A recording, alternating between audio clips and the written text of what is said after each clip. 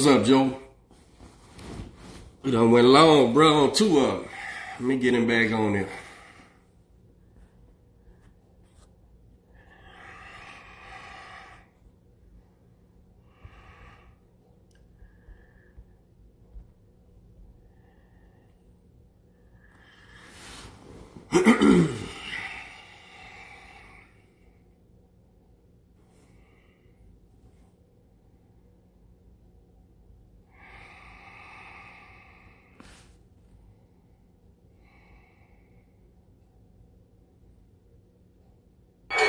Ladies and gentlemen, this is Soap Boxing Podcast, your main event of the evening.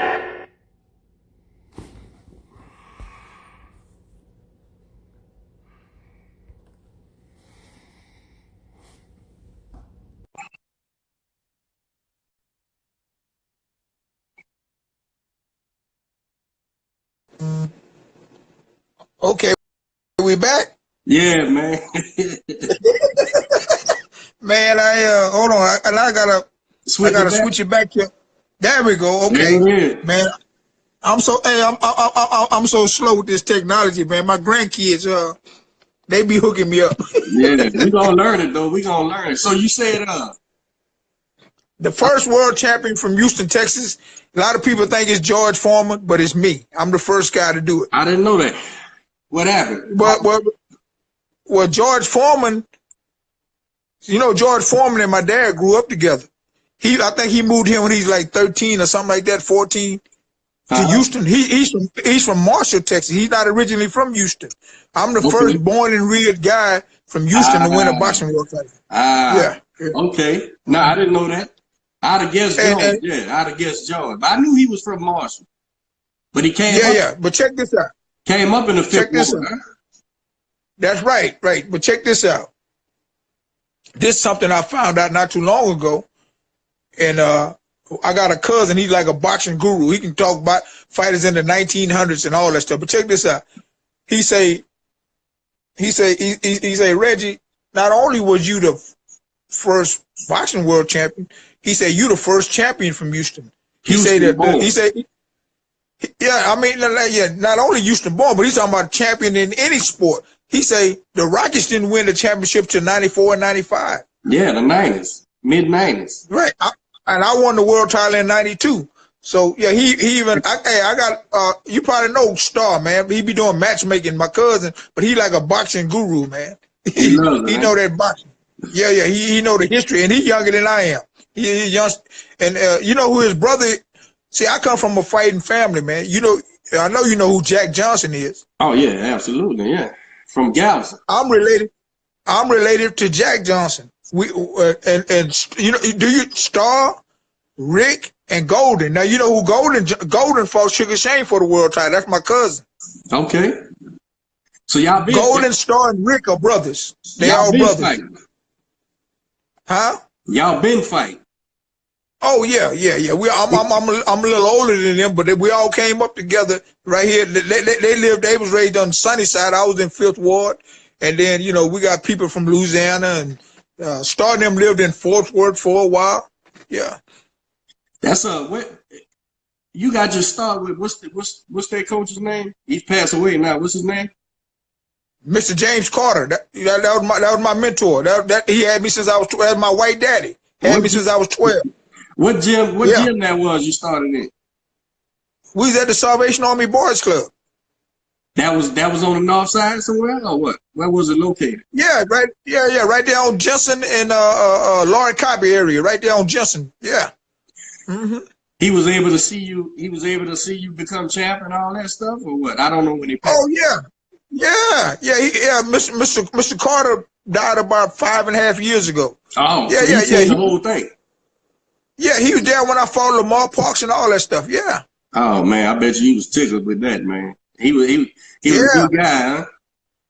Oh, you know the guy that was in League City who used to handle all the amateur stuff. Mr. Carter used to work with him. Mr. Carter, you had to go to get your boxing what you call it, the amateur boxing, the Your book and all that stuff. Your book and all that. Yeah, You was deep into the golf thing, huh? Yeah, I'm trying to think of the guy who lived in League City, who was over the whole thing, and Mr. Carter ended up working with him, with the amateur stuff. But yeah, I mean, Walt Haley. Walt Haley, that's his name. That's from New Orleans. Walt Haley. That's from New Orleans, man. Who, Walt Haley? Yeah. I thought. Yeah, but I didn't know he's originally from New Orleans. Walt Haley. Let me give you a little history. Walt Haley was trained as a kid at the St. Mary's. Walt Haley's in his 90s now, I think. Now, is he still living? Is he still living? Now, I didn't know him. I'm way too young, but I got to meet him here at one of the fights. Yeah.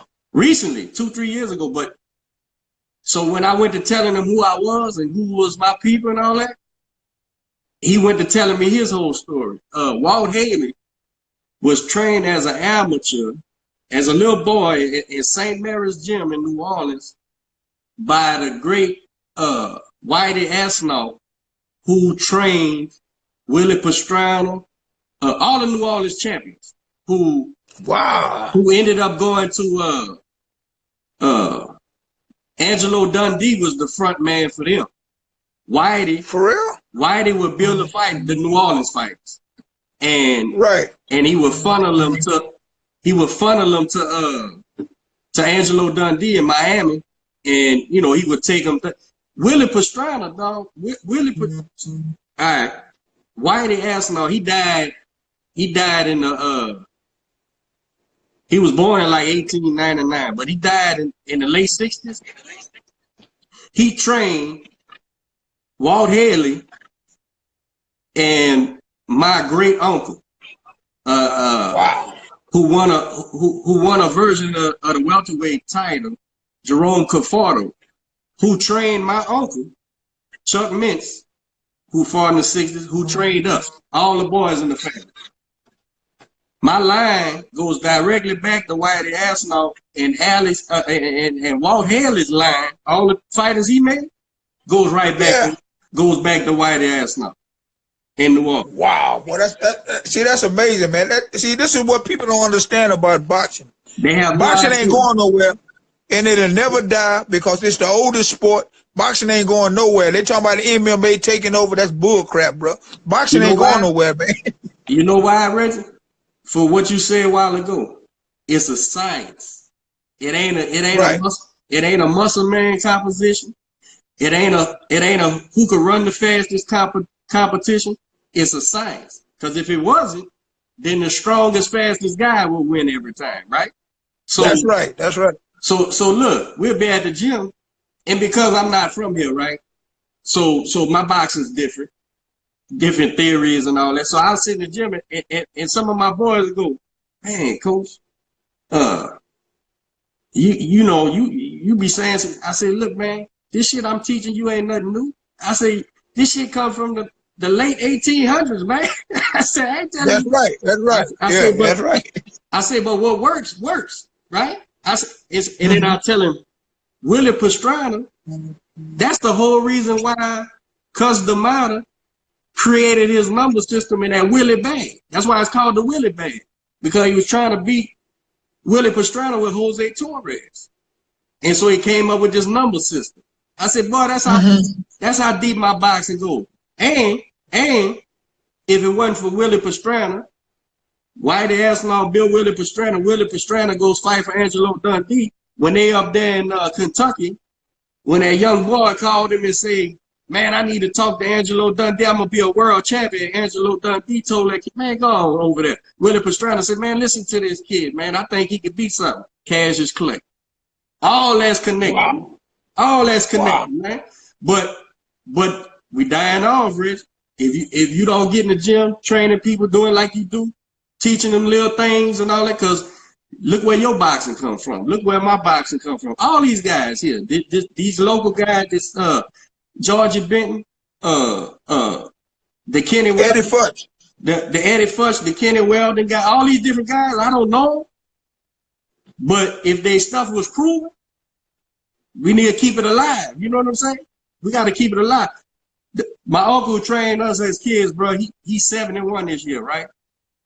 And we was talking the other night. He said, Neff, he said, because all his sons has passed away, right? He said, Okay. He said, man, I'm glad you keep it. When I told him I had that, you know, I built the #1 amateur in the country from the ground up, right? Well, that tickled him because he was like, you the last of them, you know? We ain't got nobody else in our family. And I said, I don't never see me not training fighters, so I'm going to keep on doing it. And I tell them boys, I tell Quentin, I tell my amateurs, Dominic, all of them, this here what y'all learning, when y'all go show it to the next kid in the gym, giving them some pointers, I said, that's how I'm going to live, man. I'm going to keep living long when I'm gone, bro. That's my whole right. Hey, you know something that I tell a lot of people, and this is gonna make sense to you. Hold on one second. This is gonna make sense to you, bro. Go ahead. We haven't think about where we at right now with amateur boxing. When the last time we won a gold medal? Ward. 2004. Ward, yeah. Andre Ward, that's right. But think about this here, man. You on point with that, man, because we got to keep this thing going. You know why we haven't won a gold medal? You know why boxing the way it is right now? All the old school trainers has died off. Eddie Futch, Emmanuel Stewart, it's so many of them. The list can go on. But think about it. All the old school trainers have died off, and there's only a few trainers who was trained by the old school trainers who are training fighters today, i.e. Eddie Futch, God, what's the white boy name in California? Eddie Roach. Freddie Roach was trained. Yeah. That's right. Freddie Roach, Buddy McGirt, those type of trainers like Ronnie Shields, they've been around the old school trainers. Right. And there ain't too many of them left. You see what I'm saying? That's why boxing, especially here in America, is at an all-time low. Because all the old school trainers have died off, and there's only about probably a handful of trainers that was trained by the old school trainers that are training fighters. I agree. And and when they're training, and when them guys are training guys, if them guys don't stick around to get it, they can't pass it down, you know? So absolutely.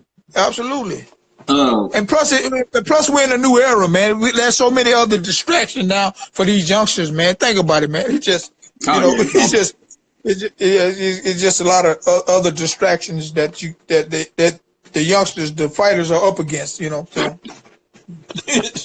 Yeah. Absolutely. Let me ask you, man. Thinking back, just a few questions, man. Toughest opponent in your professional career? Well, most people think it's Roy Jones, and on one hand they're right, because he was the only guy that I couldn't really get to. But you know, there's been other tougher fighters. And when I say tougher fighter, you know, I mean it depends on what it's based on. You know, you got to base on not where you're fighting at. And I could fight. I don't care. Like the way I came up, I don't care where I fight. It could be on the moon. I'm still gonna be the guy. I'm gonna go try to get it. And to be honest with you, I got to the point where I like fighting guys in their backyard because I understood the mental part of it. The pressure is on them. The pressure is on them. The pressure on them.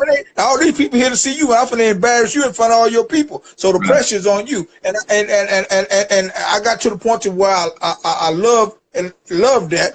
But then you know, sometimes, well, most of the time, the political end jump in and just, you know, mess that whole thing up. But man, I done fought some guys tougher than I would have to say Roy Jones. Have you ever seen that article they do called "Best I Face"? Yeah, on the Ring magazine. Oh man, yeah, go read mine. If you're gonna answer all them questions for you.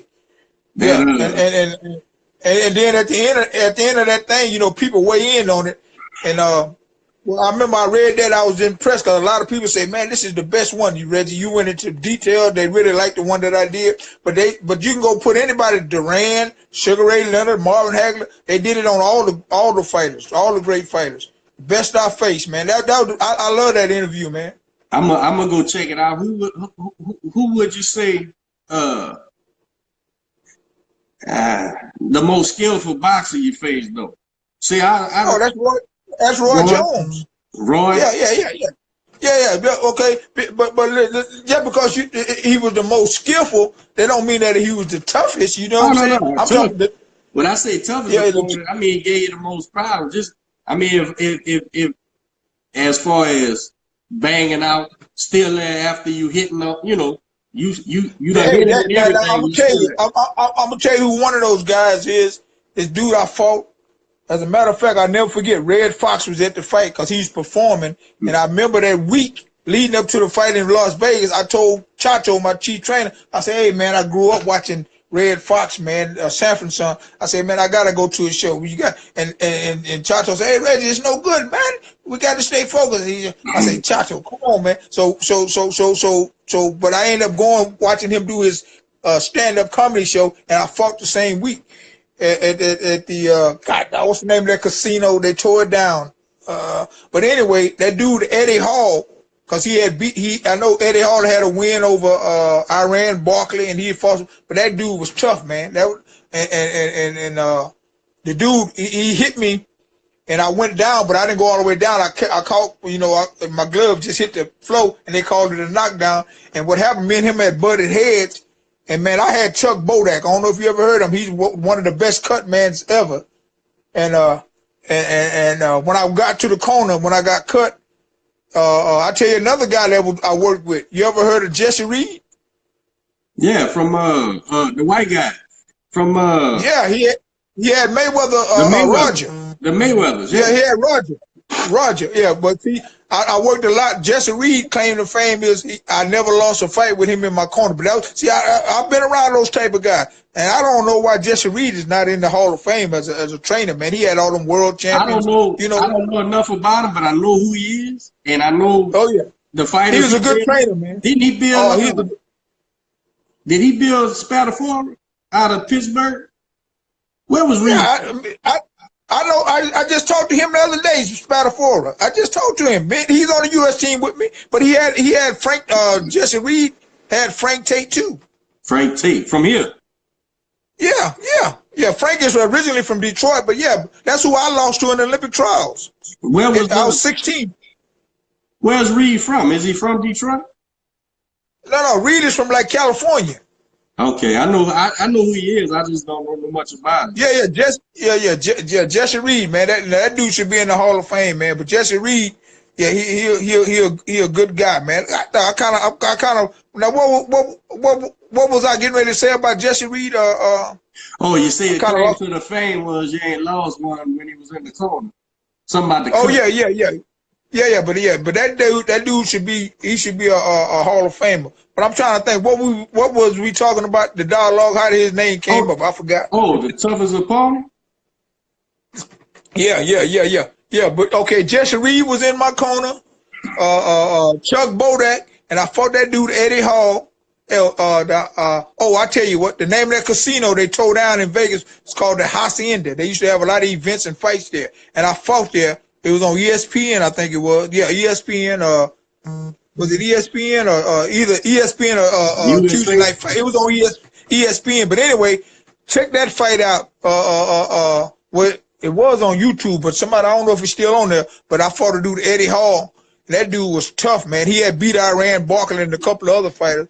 But I got cut, and when I got to the corner, they told me, they said, "Don't even worry about the cut. Chuck Bodak got it." Because them people were saying, "Oh man, Reggie's #1 in the world, and this is gonna be a major setback." And they thought they were gonna stop the fight, and then about the 8th round, the guy said, 7, 8 round, the guy said, "Man, that cut haven't bleed back." Chuck was a great cut, man. But I ended up stopping. The dude didn't come out. Eddie Hall didn't come out for the 10th round, or 11th round, or something like that. But I stopped him. Yeah, it was that was a tough fight, man. What you think about this tonight, man, is Lomachenko and his Campbell fight. You been watching these guys or no? Well, I don't know the other guy, but I know a little bit about Lomachenko, man. That dude is a great fighter. That dude is he's like to be honest with you, he like with the way he dance around and move and manipulate fighters. He like a Sugar Ray Robinson, man. He's something, man. I don't know nothing about the Campbell kid from England except he's a foot taller than Lomachenko, and he won a gold medal. He won a gold medal as well. I don't know, but I haven't seen him. I tell you, man, that Lomachenko, man, the thing that stuck out to me about him was how incredibly educated he was with certain things he did in the ring, and people think it's like something new. That's what gets me. They think it's something new, man. When they see his hand traps and his angles and shit, I'm like, man, again, you go watch fights. Don't go watch the workout YouTubes. Go watch the fights, man, and you can see these things, man. I tell you, he's a left-handed Willie Pep? He like Jersey Joe too, man. That dude got he's educated, man. And you know what? That's another fighter I have a lot of respect for. That dude Willie Pep was a hell of a fighter too, man. Best of the best, man. That dude there. Man, see, he won a round without throwing a punch. Without throwing a punch. That's called ring generalship right there. That's you control. And you know what? That's something that probably will never happen ever again. Yeah, that's insane, man. I remember speaking of Roy Jones, man. I remember Roy Jones fought somebody, and the guy never landed a punch. I mean, Roy was throwing him, but who he fought, man? And the guy didn't land a single punch in the round, man. Was it Pazez? Oh, yeah. Vinny Pazez, I think. Oh, yeah, Vinny. Yeah. I know Vinny, too. Hey, Vinny was with Main Event, too. Yeah. He's with the Duvas, too. Yeah. With the Duvas. Yeah. But, yeah, man, so I'm going to catch these fights tonight, man, see what's happening on that ESPN Plus. I tell you, man, do you worry about too much boxing on the tube? I mean, with all these apps, TV, like oversaturation. Well, I'm gonna be honest with you. I don't really watch a lot of boxing unless it's a big fight that really get my attention. I don't really, boxing is not the same, man. Listen, I'm still the same guy. I still love boxing. I just think that right now, boxing is at an all-time low. Well, I shouldn't say right now, but boxing is getting better though. I got to give it that. It's making progress, getting better. When you've lived that life and this and that, you're gonna forever love. I'll leave this earth loving boxing. But something in this day and time, certain things override boxing. You see what I'm saying? Right. And then like you said, man, them old school trainers, the fighters ain't the same. The mindset, we just in a different era, and that's why you respect Deontay Wilder, Anthony Joshua, all those fighters who fight today, because you can't dictate who's in your era. And if you're the best in that era, one of the guys named is mentioned. You one of the best in the era. So I agree with that. I just think like it was a time when if the fights wasn't on Tuesday, and then a premium cable channel on a Saturday, that was all about. That's all about what you got. And you know how many times I fought on Tuesday night fights and ESPN. I fought on them a lot of times. I used to love them shows, man. But they could properly build a star too, because you didn't see them every day. But I see, like with the app platforms, ESPN Plus, the Zone, the UFC Fight Pass. Then they gonna have fights on Thursday nights in Vegas, Saturday night in Vegas, sometime on Sunday night in Vegas, PBC on Fox. I mean, it's good that they got all these outlets, but you just be like, it's hard to keep up. And we in boxing, and it's hard to keep up. Well, this guy. Everybody can't afford cable TV too. That's another thing. See, when we was coming up, the fights was on ABC and all that stuff. Like Ray Leonard, Ray Muhammad Leonard. Ali. Everybody knew who them guys was because they got a chance to see them for Right. watching regular TV. The whole world. Yeah, that's right. Yeah. And it wasn't about 5 channels, three major channels and 2-3 other channels. That's right. That's right. Now that you got, man. That's why I say, man, we in a we in a different era, man. You gotta. They got opportunities. The fighters got opportunities to be seen, maybe more, but it's hard to keep up, man. It's hard to keep up for me, anyway. Well. I must say this too, man. In this day and time, you can't dictate who in your era, but I wish I was fighting in this era because them guys get paid a lot more money. And guess what? They not fighting tougher fighters. Think about like we talked about the '90s, man. See. I think that's the best it gets, man. That '90s, especially because when I look throughout the time, you can look now that we got the internet and the cable, the internet and YouTube, these boys can go back and look at these great fighters, man. They ain't no excuse to not know who Ezra Charles is. You know what I'm saying? Ezra Charles. That's right. When my dad was born in 1923, right? So my dad fought amateur in the 40s in the Army. And so, so now I'm a young dude. You 10 years older than me. And my dad would say these names like Willie Pep, Ezra Charles.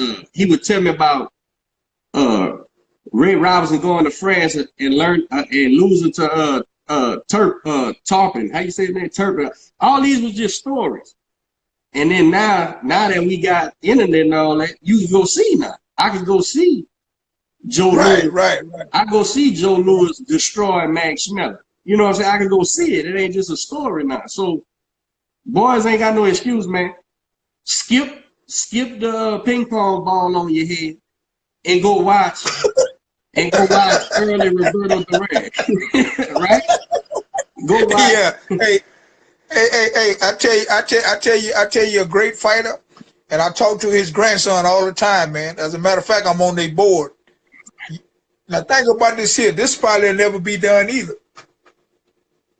Henry Armstrong. He had 3 back then when they only had 8 divisions. He was champion in 3 of them simultaneously, and got robbed out the 4th one. He would have had a 4th one. That's right. They robbed. That's right. So he was just gonna run boxing. Yeah. Henry Armstrong. But you know what? What's that guy named? He was a good fighter too. The guy that was from Baton Rouge, the lightweight. When? What years? Nah, this is back at the old school fighter in the 30s or something like that. He was a good from Baton Rouge. He was I'm trying to think of his name. God, he was a good fighter too, man. He fought. I think he was lightweight. I was trying to think when you asked me about our champs, and I can remember back to Tony Casneri, who's considered one of the greatest lightweights ever. New Orleans. Pete Herman, he was a lightweight but these are New Orleans guys. I'm trying to think. I think this guy name is Joe Brown. Joe Brown. Yeah, I know from Baton Rouge. Yeah. Now that dude was a good fighter too, man. Super bad, man. These boys go. That's what I'm saying. Skip the football workout. Go watch the fights, man. Go watch the boxing. Yeah. When you could go anywhere, go on the Ring Magazine, any website and see the top 10 lists of fighters, right? Go look up Bert Sugar's 100 greatest fighters and pick your guy and go look. Man, I done been in the gym and the guy asked me about middleweight boxing. I said, listen, man, you can't hardly beat Carlos Monzon, Ray Robinson, Marvin Hagler. You know, them people look at me like, Carlos Monzon, who you talking? Now these is boxing people. I said the longest running middleweight champion in the history of boxing, bro. until I think X beat him. X finally caught him, right? Defense. Marvin Hagler beat him. I'm talking about the number of defenses, title defenses. Bernard Hopkins got him. Yeah, Bernard Hopkins got him by a round, by one, I believe. But how you don't know that shit, man? Go look at that dude. Yeah. That was the 60s, so there's plenty of videotape on him. There's plenty. Yeah, that's But I don't know, man. I probably sound like I tell you one fighter. He's a lighter fighter that people don't even mention his name. But man, that dude was one of the greats, and he got killed when he was young in a car wreck. Salvador Sanchez, man. Oh, a lot of Hispanic guys or Mexican guys, they say his name, and I be like, I understand how you're a super fan, but his career got cut so short because of that. Yeah. That no telling how good he would have been. Ain't no telling, man. You watch that fight with him and Azuma Nelson, and then I'm telling you, the best fight is when he fought the guy from Puerto Rico. What's his name? I'm about to tell you. What's the one? You know what I'm talking about, but that was a great fight. But I remember what, Pepino Cuevas? Who was it? No. I know Pepino Cuevas. No. He was welterweight. Pepino Cuevas. This guy, he's from Puerto Rico. Was he from Puerto Rico? Hold on. What's that boy name? It's on the tip of my tongue. But that's one of his greatest fights though. Salvador Sanchez. Everybody remember that fight, boy. That was woo. They was going, and then Salvador ended up stopping him. Man, that dude was a champion too. Great champion. His name will come to me in a minute. Yeah, it's on my tongue. Yeah, but all those fights is there, man. You can go watch all those guys, man, and learn things and see things, man, and that's, I just wish more people would do that, man. When they watch boxing, you can go back. Where your gym at, man? Where you training fighters at? Off of West Little York. Used to be the West End with Ray Zaragoza. You know what I'm talking about? It's on West Little York and Barker Cypress. They had that. Well, that's on this side. That's on this side of town, then, because I'm right here on 1960 and 45, so it ain't too far from me. Nah, it ain't far. But one of my fighters bought it about 2 years ago, and I've been training people out of there. I send you the address, man. Yeah, I'm gonna come by there one day. We'll meet and just chop it up and talk boxing. I will watch, train and stuff. Oh man, I didn't know that. Okay, West Little York, and that's close to 290. It's off of you could take 290 in Barker and drive down to West Little York. But check this out. If I go down 1960 where it turns into just drive Highway down 6. Just drive down to West Little York. Once it turns into 6, past 290, right? Just take a right. Oh, okay. Yeah. Send me that. I'm gonna come by there one day. Cause I used to live when I moved back home from LA area. I used to live on that side of town.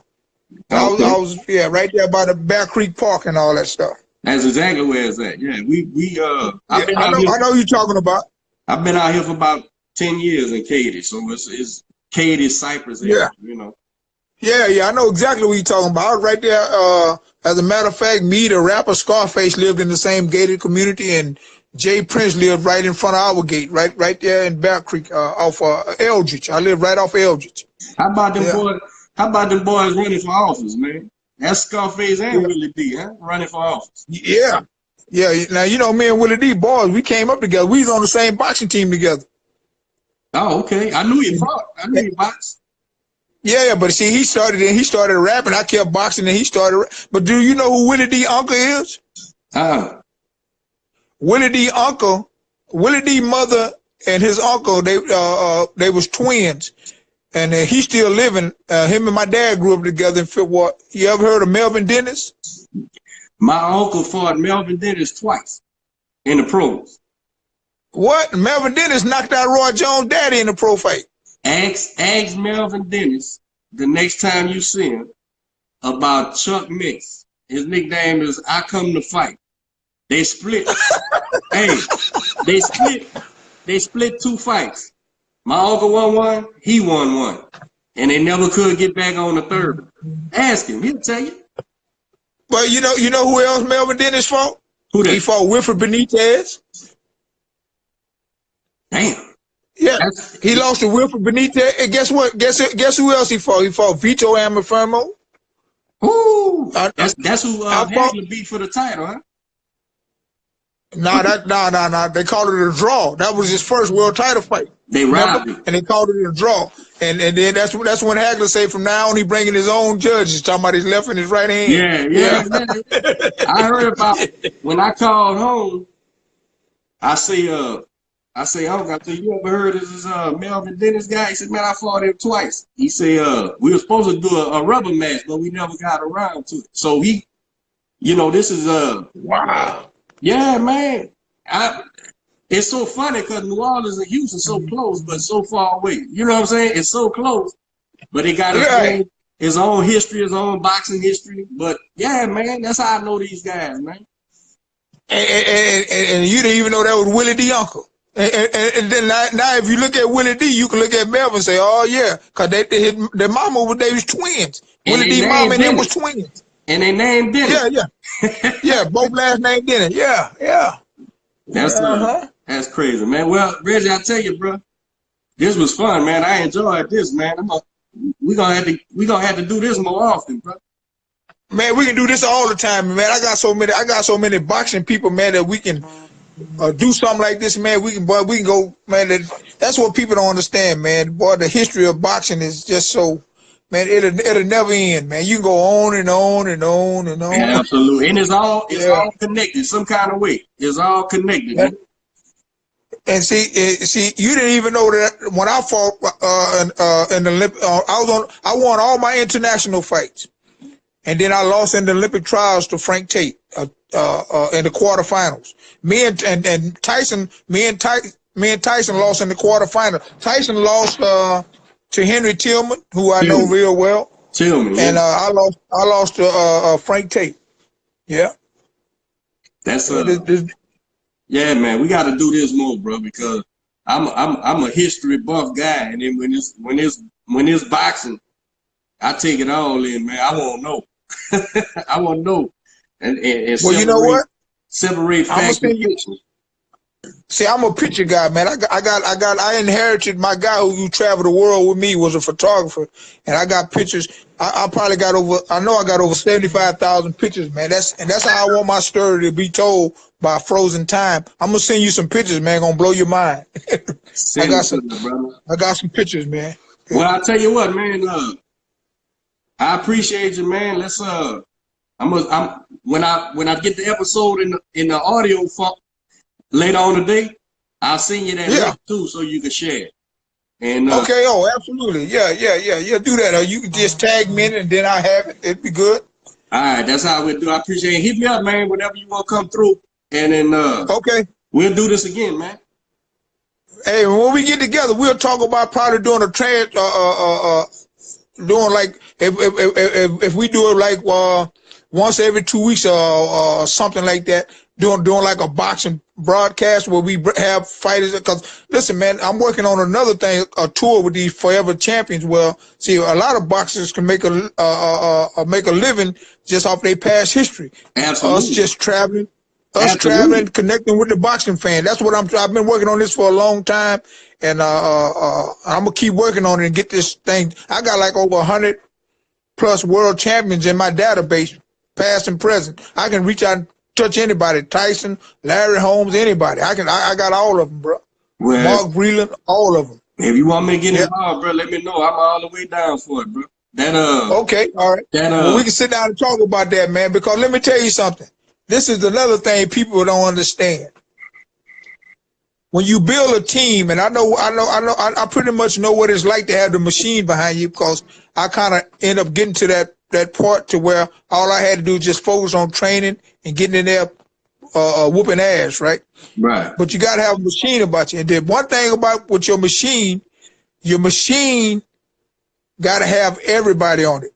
See, like, plain and simple, bro, it's some places that I can go get something done that you can't, and vice Right. versa. You can Right. go in and get it. But if we on the same team, it benefits what? The team, right? That's So you right. supposed to have everybody on your team, man. Whoever can get the job done. You know, it might be somebody like like big people. We might need a 400-pound dude on our team to go get the job done. You see what I'm Yeah, saying? yeah. And see, that's what I'm working on, man. Building a team with everybody on it. Whatever we got to get the job done, we have, and we can send them to go get it done. We gonna do it, brother. I'm gonna hit you up when I get that episode and I reach out. We gonna hook up, man. Hey, now wait a minute. Now you know my favorite food is Cajun food, man. I know you can cook. You from New Orleans. Man, my wife will put a pot of gumbo in there, make you bite your fingers, man. Yo, you know, I told you my ex-wife, boy, and then, but her dad and her stepmother, whoo, man, whatever. I'm still close with them, man. But that's my favorite food, man. Yeah, we gonna Yeah. get together, man. We gonna do it. Okay, brother. Well, keep in touch. I'm gonna send you. I'm gonna text you. Your number's still the same, so I just text you some of those pictures, man. I'm gonna send you some pictures. Appreciate it. Okay. All right. You have a good day, man. You too, All right. man. Okay. All right. Ladies and gentlemen, this is